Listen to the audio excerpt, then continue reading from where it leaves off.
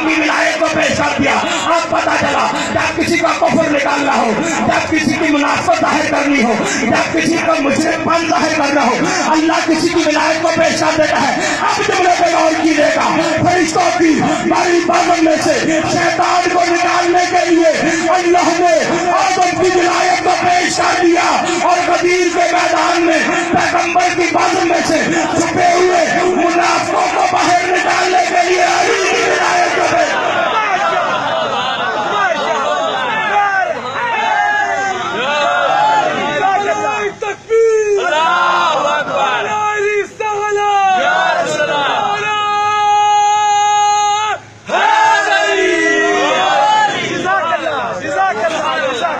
गदीर के मैदान में फरिश्तों, पहले फरिश्तों में से शैतान निकाला था। माशाअल्लाह। गदीर के मैदान में से